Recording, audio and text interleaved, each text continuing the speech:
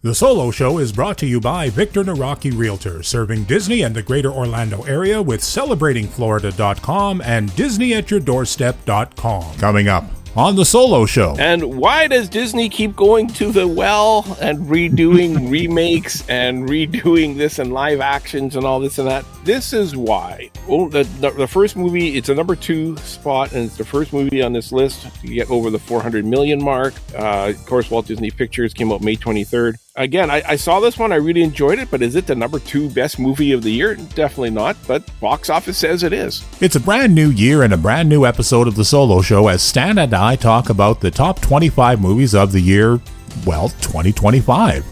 All that plus some surprises and a few laughs coming up right now on The Solo Show. Victor Naraki would like to take this opportunity to thank all of his clients and customers for their support throughout the past year. Victor would like to remind all of you that this is the time for family and friends to come together and celebrate this joyful season in whatever form it takes for you and your loved ones. Be kind to each other in this festive season and the new year ahead. On behalf of The Solo Show and Victor Naraki, here's a wish for a safe, happy, and healthy new year. Broadcasting from the Solo Studios in the Slurpee capital of the world, which isn't really much of a flex in the middle of a Canadian winter. Here in Winnipeg, Manitoba, in the center of North America, on this little planet we call Earth, this is The Solo Show. On the first show of the new year, Stan welcomes Ken the Voiceover Guy to the guest host chair for a review of the top 25 movies of the year. There are some surprises and some laughs along the way. So grab a tasty beverage and some popcorn and let's talk movies, Solo Show style. And now, please welcome your host. Hey Stan, do you know what they call it when Olaf the Snowman has a tantrum? It's a meltdown. I'm sorry, I'll go back to answering the emails. Here's Stan Solo. Hello and Happy New Year from the Solo Show podcast. I am Stan Solo as always, and I am here with my good friend and yours, voiceover guy Ken, and we're going to talk a little bit about 2025, and in particular, the top 25 movies. Which got me thinking, if we do this next year, should we do the top 26? Anyway, let's welcome, you know him, you love him, the voiceover guy, Ken. Ken, how are you doing today? Hey, Stan, always glad to join you here on the Solo Show. Always glad to sit in the guest host chair. You know what? This has been a really good year for movies. There was some really good stuff, and I'm kind of looking forward to going through some of this. Personally, my vote, yes, we should do 26 next year. I think we definitely should do that. Yeah. I think we do 2026. We do 26 and 27, 28, and I guess what 2030 we don't do any. When do we do 30? Right. Okay. Yeah. What year do we not do any?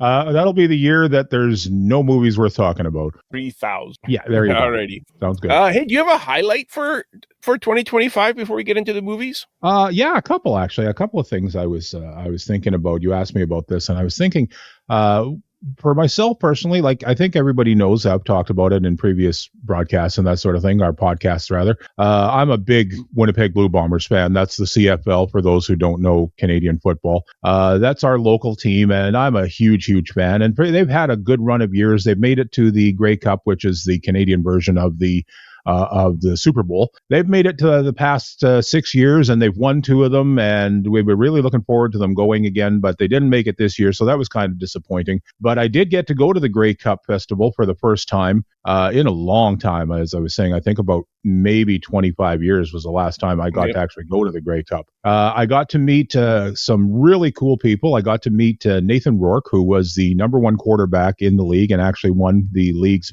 most valuable player. Got to meet him and shake hands with him and talk to him a little bit. He was a really nice, down-to-earth guy. But for the absolute highlight of the season, I would have to say that it would have been what we call the Banjo Bowl. There's a tradition in Canada where we have Labor Day Classic, where it's a series of teams playing against their rivals.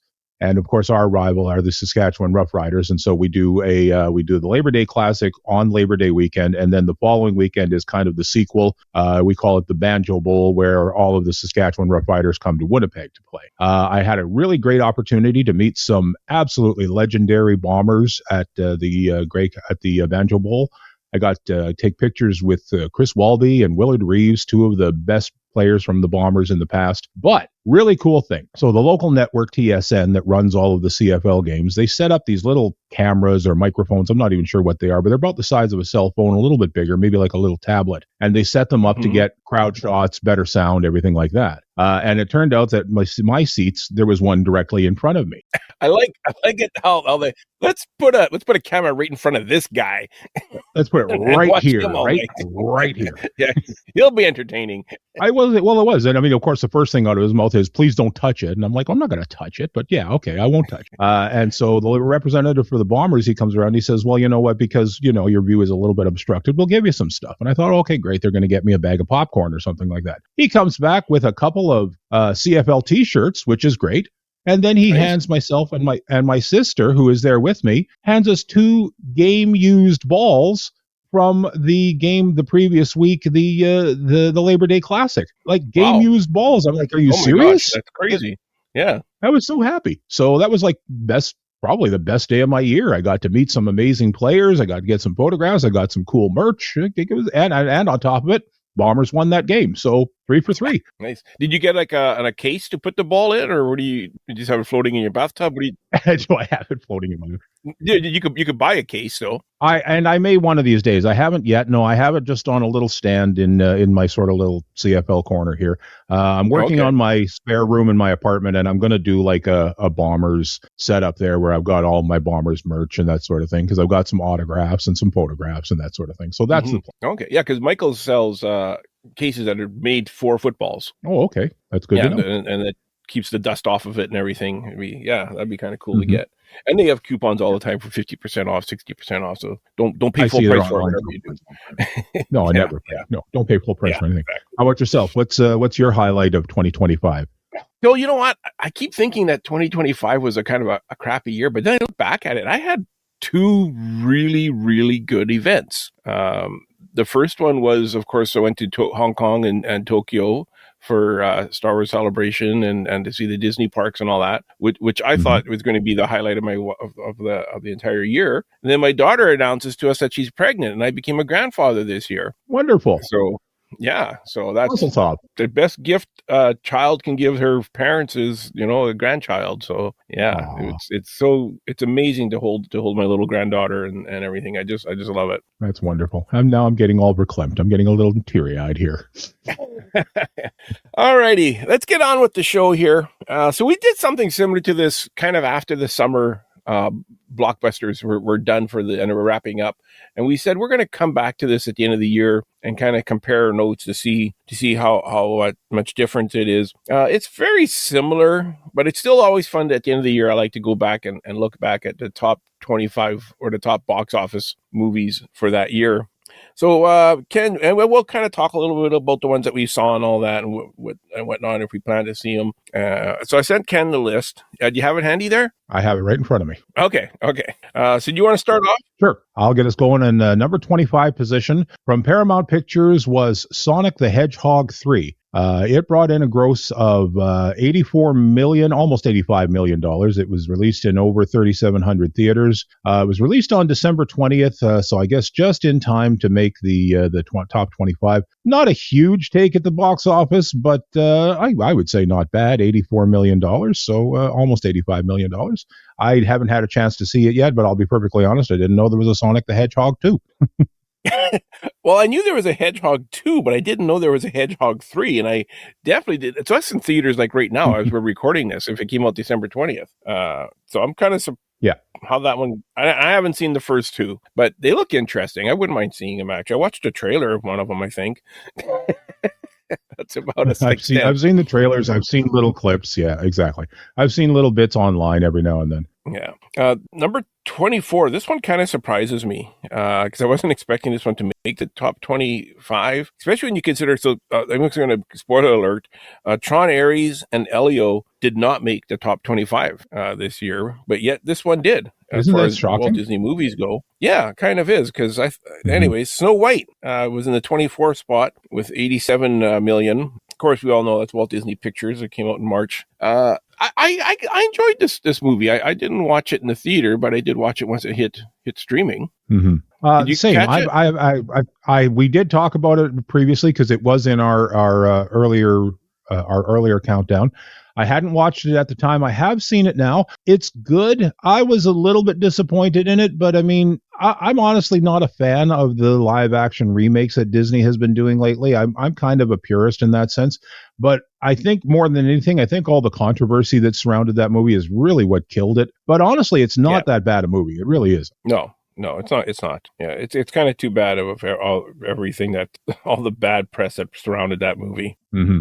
Number 23, Ken. Number 23 comes from 20th Century Studios. It was released on November 7th, so a little over a month and a half, 2 months ago, I guess. Predator Badlands. They go back to the well one more time with the Predator franchise. It brought in a total gross of $86,401,000. Not a huge haul, considering some of those movies, as I recall, the original Predator with Arnold Schwarzenegger made something like $200 or $300 million back in the day. So is that a disappointment for them, do you think? At $86 million on a $90 million investment. So a bit of a loss, actually, for that one. I haven't seen it. Honestly, I haven't seen very many of the Predator movies since Predator versus Alien, any of those, that sort of thing. I kind of lost faith in those movies. Yeah, I have very little to no interest of watching this. I like the Alien movies, and I'm middle of watching the Alien series that's on Disney Plus right now. Or it's not. It used to be Star. What is it now? It's the other one. The Americans are all yelling at us because they've been calling it that. They're all for years. screaming at their. Yeah, but anyways, I always liked Aliens more than I did Predator. And I just never really got into any of the Predator movies, so no, I haven't watched it, and I probably won't. Then number 22, also from Walt Disney Studios, was Freakier Friday. Again, I had every intention of seeing this in the theater, never got to see it in the theater, haven't watched it on streaming, and to be honest, haven't even watched the last one that came out, 20 years ago? I haven't watched that one yet, even.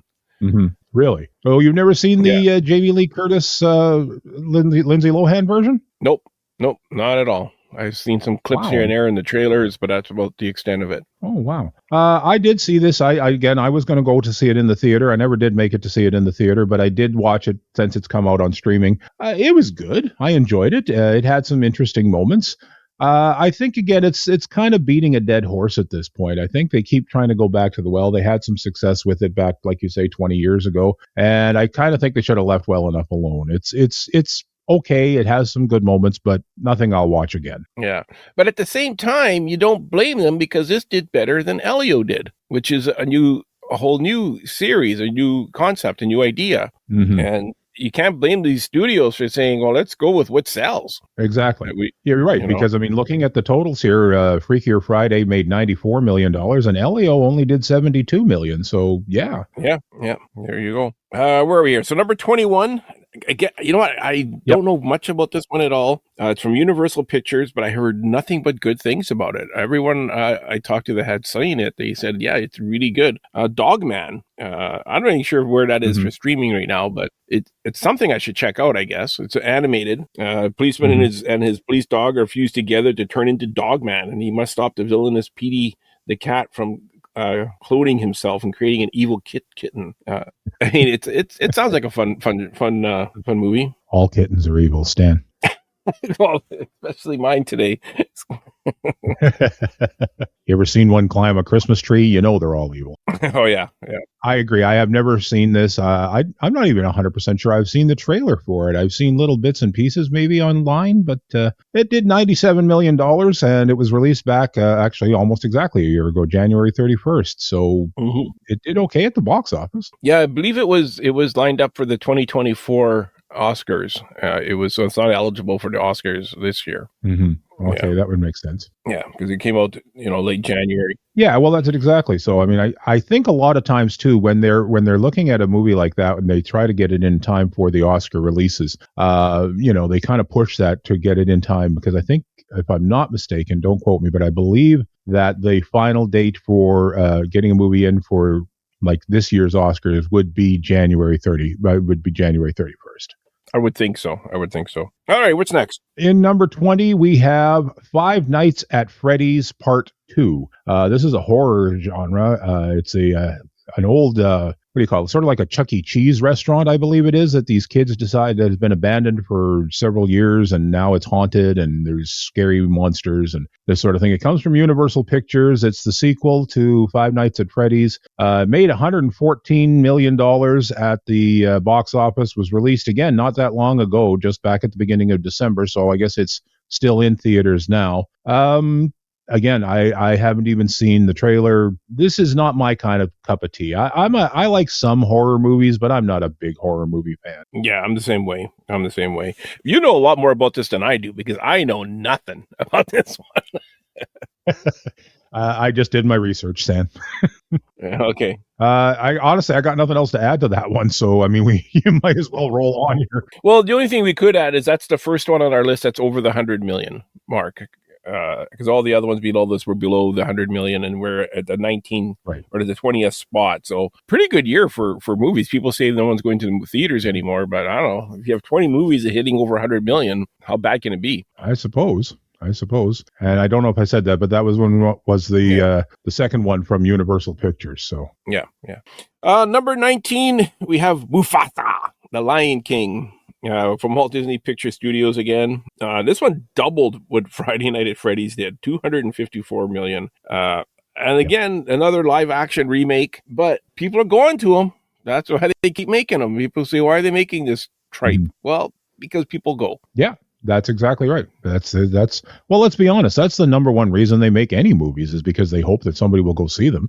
You know, you get into the little independent movies that make like $3,000 at the box office. Those are the ones that somebody is making a passion project. But this is what pays the bills. You know, like you can say whatever you want, but these are the movies that pay the bills for Disney. These are what keep the lights on. Exactly. Yeah. Okay. So what's next here? Number 18 is from Sony Pictures releasing the first one of theirs in the top 25, sorry. Demon Slayer. Now, I'm going to butcher how I say this for people that are fans of these movies. Please don't text me. Don't email me. Don't write nasty letters. Kimetsu no Yaiba Infinity Castle. Demon Slayer, Kimetsu no Yaiba Infinity Castle. Movie actually did pretty good. It was released on September 12th. It brought in almost $135 million. I believe, if I'm not mistaken, this is a Korean film, but again, don't quote me. Yeah, I believe it's Korean as well. That was my guess. And what was the one that, the K-pop Demon Hunters was the one that I was thinking of. That's not in the top. Was that straight to streaming maybe? I believe that's something. Is it that on Netflix? I believe. I think that is just straight to streaming. Okay, because I watched that. Actually, one. I've heard a lot of good things about K-pop. I kind of tempted to watch it. You know, I'm not a big fan of those kind of movies, but that one kind of gets my attention. Yeah, I watched it. It was interesting. My daughter wanted to see it. That's the main reason why we watched it. Yeah. So this one here, I don't know anything about it.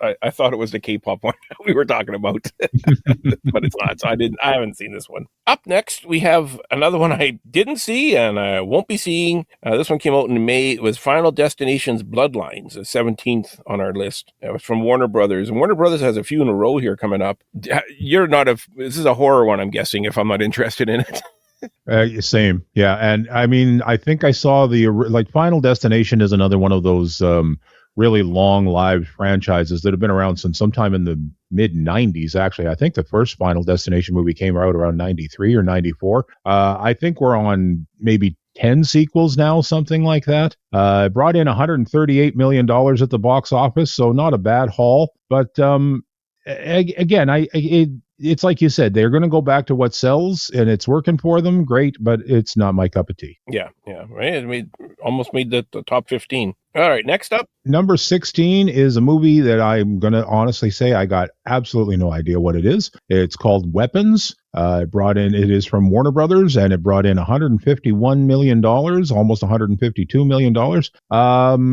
I believe it is a wholly original movie. It's not a part of a bunch of sequels. It's not a franchise movie. And I remember reading some really good reviews about it online, but I honestly don't know what it's about. Well, I'm just reading it here. It sounds interesting. It's when all but one child from the same class mysteriously vanishes at the same night at exactly the same time, a community is left questioning who or what is behind their disappearance. Well, it's probably the one child that didn't get taken away.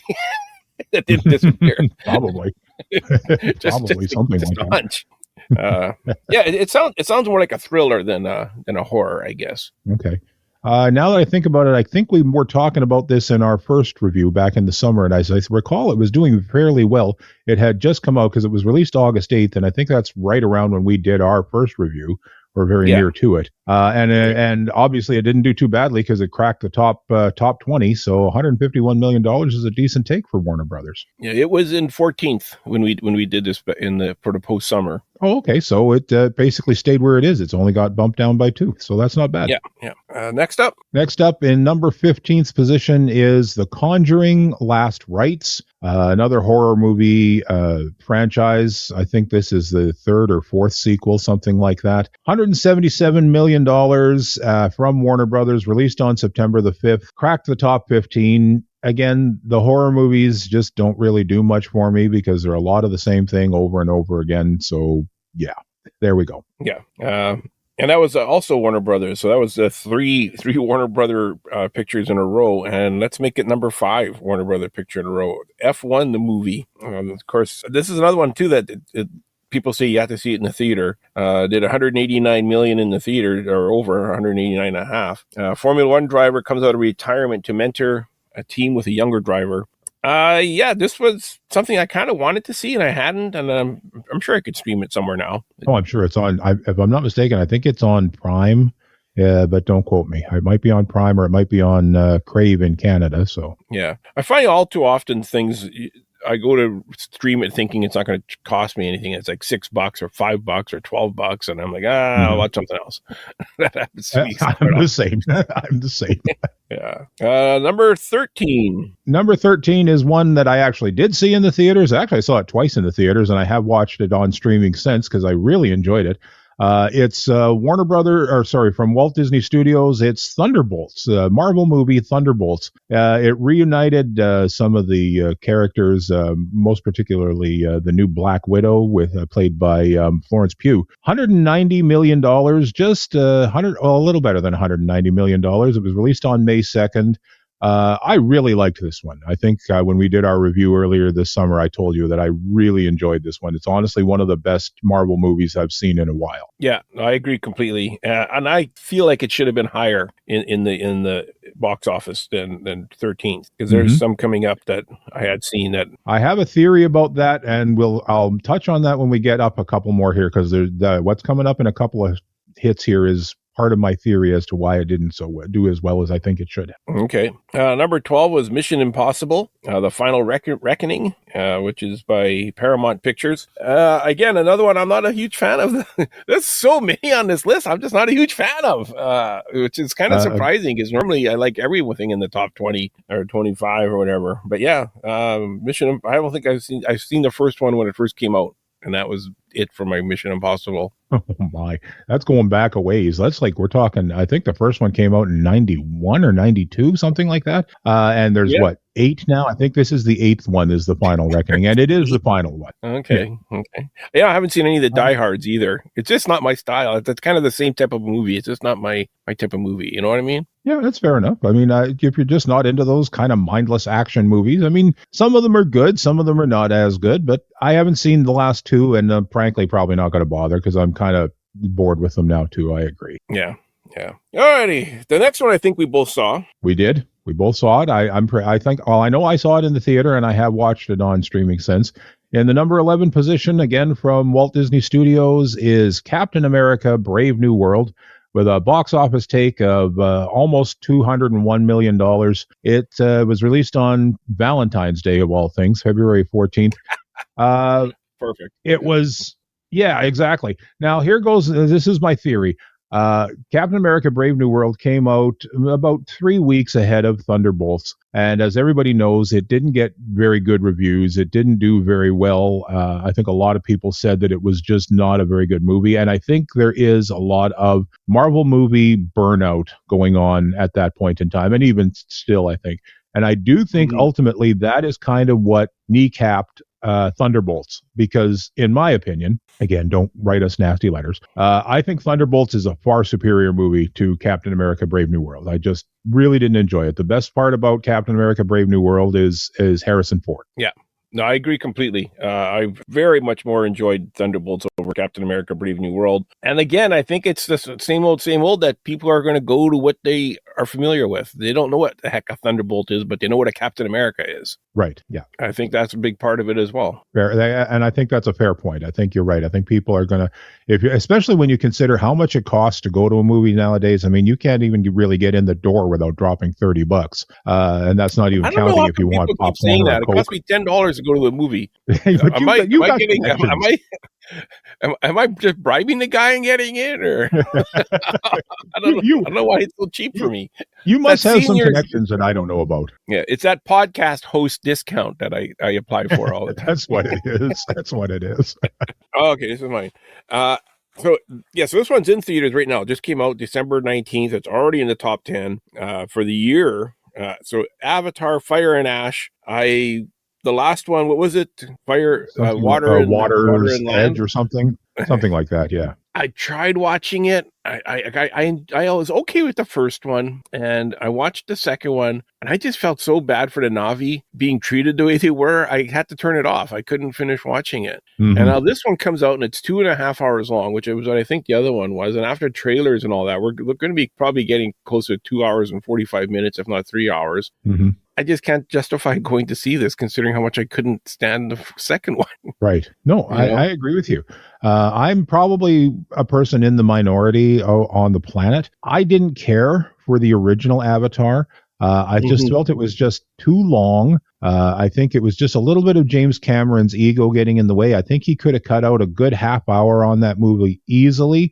I just don't care for it. I know I know as far as technologically, it was a brilliant movie and that sort of thing, but I was kind of like starting to doze off by the third hour, so I'm like, okay, enough is enough. And like you say, now the second one was 2 hours 45, and this one's the same. And I just can't get into it. I just can't get into it anymore. Well, but everyone I talked to say that the second one was way better than the third one. And I didn't like the second one. You know what I'm saying? So why would I don't know if I would like the third one. I do have I know someone that they call it Fire and Ash Tray, which I thought was kind of funny. That's good. I like that. I like that one.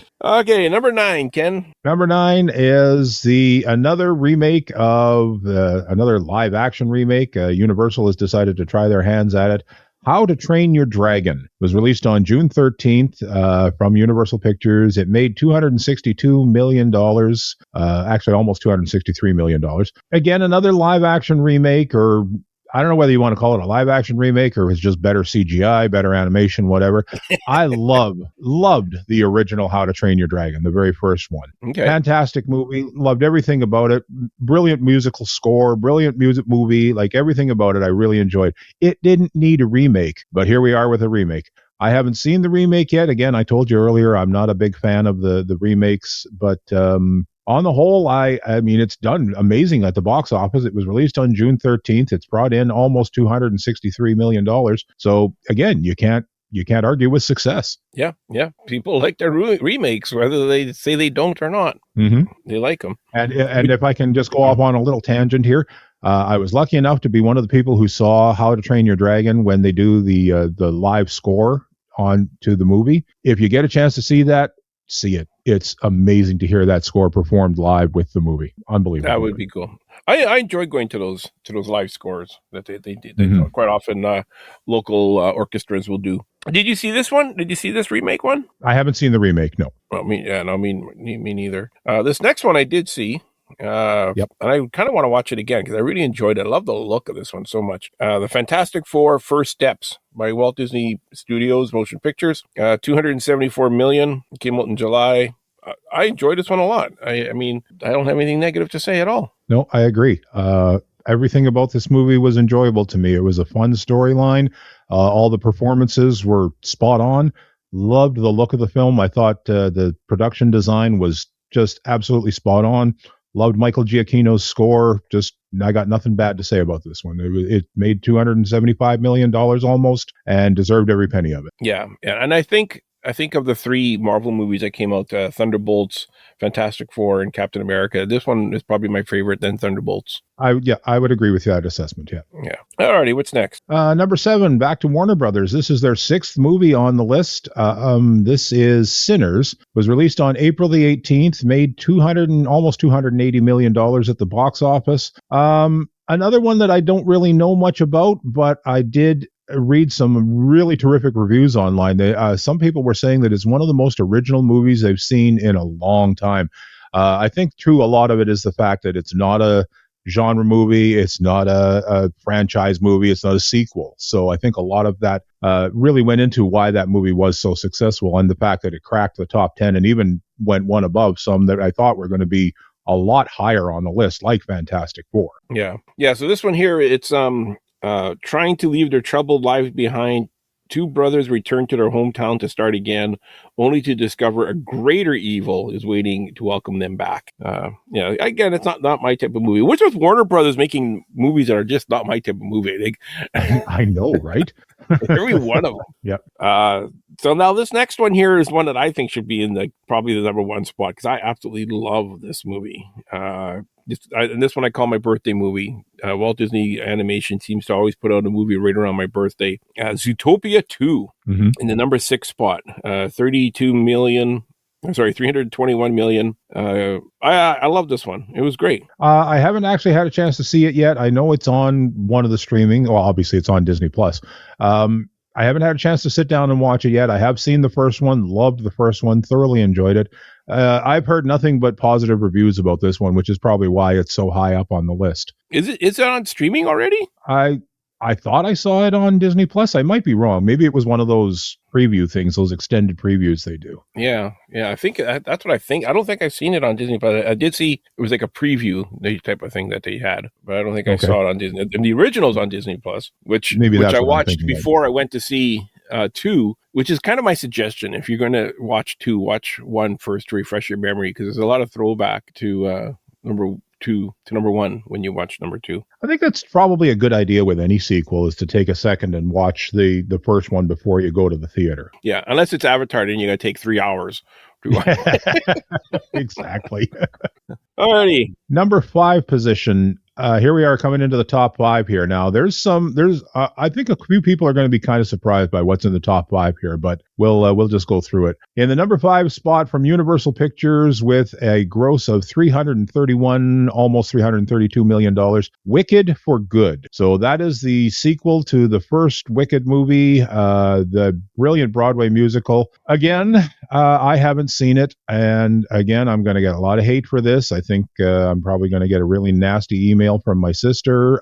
Wicked for Good, not my cup of tea. Just not my thing. You watched the first one, though, eh? I watched most of it. I have to admit, I had to tap out about 3/4 of the way through.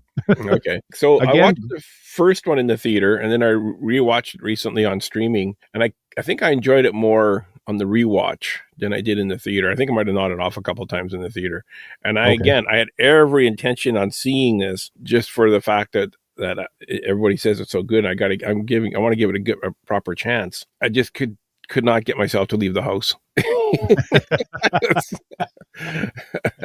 I was off that week that it came out, and I was at every intention on going, and I had to shovel. I was too busy. Yeah.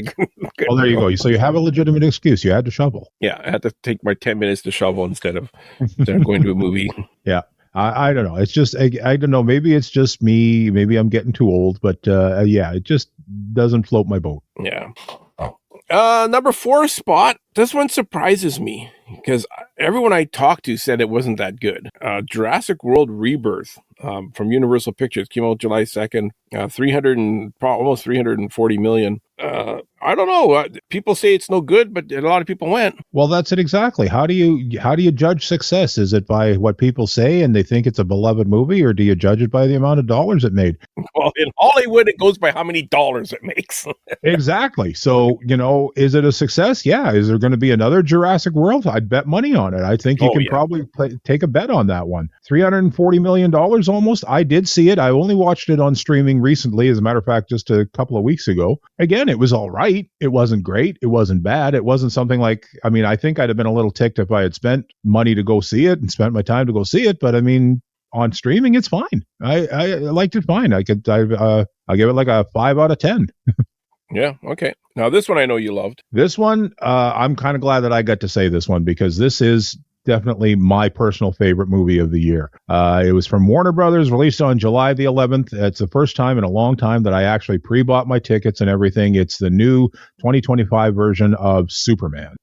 Made a box office tally of almost $355 million in 4,200 theaters. It's one of those movies that it's really split right down the middle. People either absolutely loved it or absolutely hated it. Yeah. I'm in the absolutely loved it category. This is, to me, honestly, the best Superman since Christopher Reeve. Loved everything about it. Great score. Special effects were right on par. David Cornsweet as Superman was spot on. The actor who played Lex Luthor, whose name is eluding me at the moment, was spot on. Like, the casting was great. Just thoroughly enjoyed it. 100%. I saw it twice in the theaters, once with you. Yeah. No, I really enjoyed this one as well. I keep comparing it to Fantastic Four, and I'm not sure which one I prefer. I think I need to rewatch them both, but I thought Fantastic Four and Superman were both incredible movies this year. Yeah, I agree 100%. Like, that's my number one pick of the year. Yeah. And why does Disney keep going to the well and redoing remakes and redoing this and live actions and all this and that? This is why. Lilo and Stitch, the first movie, it's a number 2 spot, and it's the first movie on this list to get over the 400 million mark. Of course, Walt Disney Pictures came out May 23rd. Again, I saw this one. I really enjoyed it, but is it the number 2 best movie of the year? Definitely not, but box office says it is. Yep. And I think it's just that simple. Like I said earlier, I'm not a fan of the remakes, but obviously people are enjoying them because they keep going to see them. Now, one thing I would like to know, and I'm thinking this is just theater take, the theater gross.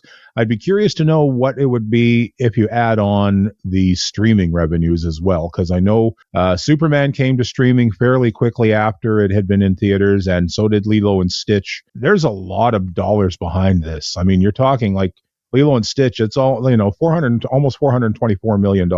Yeah. That's a big chunk of pocket change. And I do think a lot of that is this is all theater money. So this is people going out to the theater, and this is people plunking down $25-$30 a person, and not, and then add on your popcorn and everything like that. So movies are doing fine, and people are going to see the remakes and everything because they want to, because it's there. So you're going to keep seeing them as long as they keep bringing in the dollars. Yeah. People didn't go to ELO. No, exactly. They didn't make the top 25. Yeah, exactly. Yeah.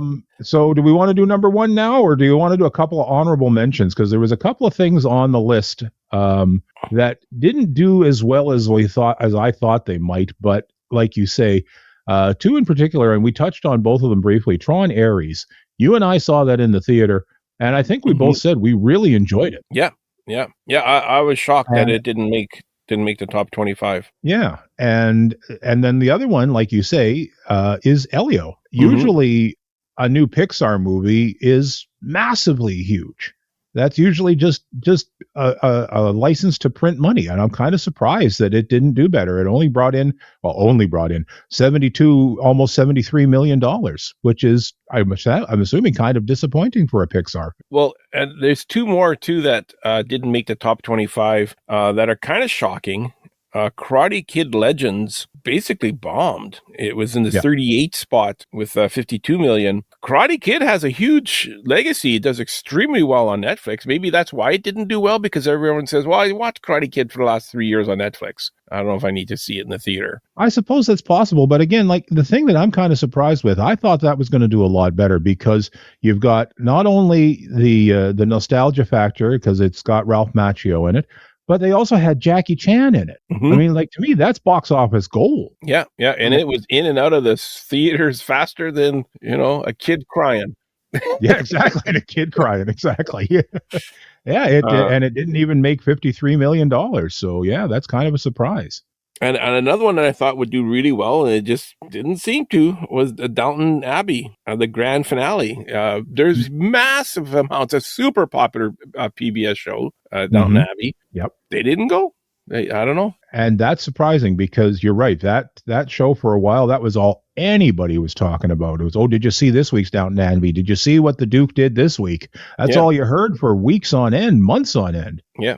So there were some surprises on the list that I thought would have done a lot better than. Now, frankly, I think a lot of them would have been better than what we're going to talk about here at number one. I don't get this number one spot at all, and it just barely itched out Lilo and Stitch. Just barely, by a couple of $100,000. Yeah. It comes from Warner Brothers. It was released on my birthday, April the 4th. A Minecraft movie is the number one movie for 2025. Box. There you go. I'm speechless.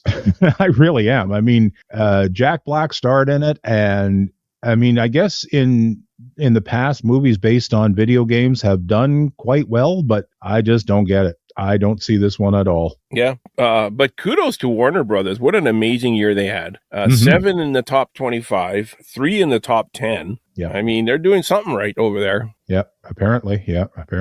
Whether it's their marketing or what. Yeah, but something there exactly. Somebody should be getting a bonus because I mean they've got the number one movie for the year, they've got the number 3 movie for the year. They've got, like you say, 3 of them in the top 10. So kudos to whoever's running Warner Brothers these days.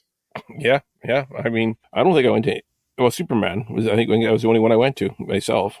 Same. Like you honestly, like no offense if it's one of your favorite movies, you couldn't pay me to go see the Minecraft movie.